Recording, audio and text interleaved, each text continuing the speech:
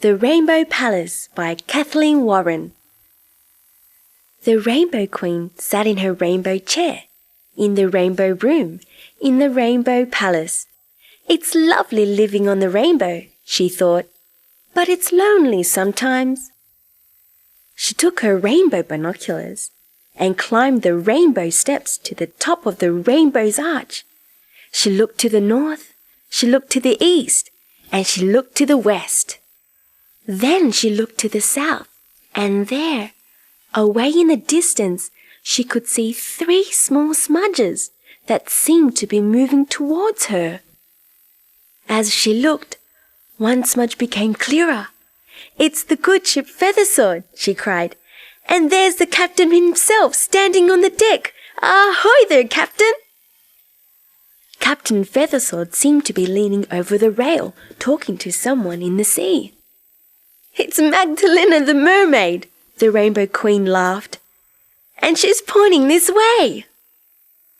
The Queen turned her binoculars to the second smudge. "It's a hot air balloon," she thought. "And there are Dorothy, Wags, and Henry. I do hope they are coming to visit."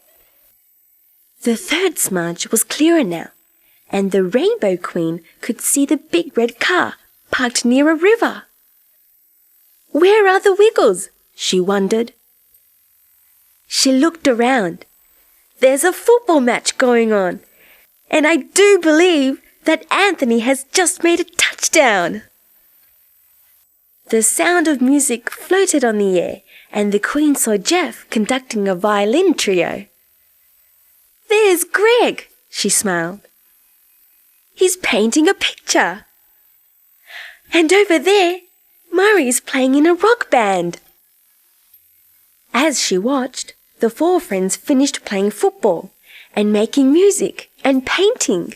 Greg pointed to the rainbow, and they all hurried toward the big red car. The Queen clapped her hands. "Visitors at last!" But the Wiggles walked right past the big red car.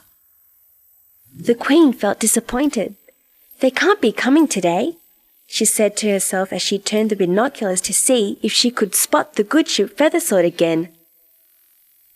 She saw dark clouds gathering. "Oh dear," she thought anxiously. "There's a storm brewing," and she ran down the rainbow steps to the safety of the Rainbow Palace. "No one will come to visit during a storm," said the Queen sadly. "The rainbow needs sun as well as rain before anyone can find it." She peered out the window but could see nothing. "I hope they've all found shelter," she thought. "It can be dangerous to be out in a storm.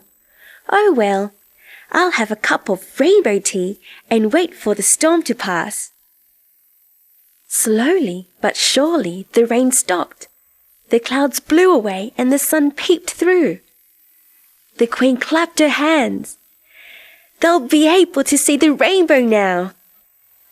She looked through the window, and there was the good ship Feathersword sailing out of a bay, where it had taken shelter during the storm. It was heading towards the rainbow. The Queen cheered. "It looks as if I'll have one visitor after all." Then she saw the hot air balloon taking off from a valley.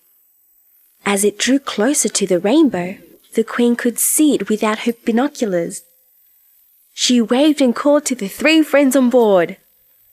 "Well," thought the Queen, 4 visitors are better than none." Then she heard the roar of an engine, and coming closer was a big red boat with Anthony at the wheel.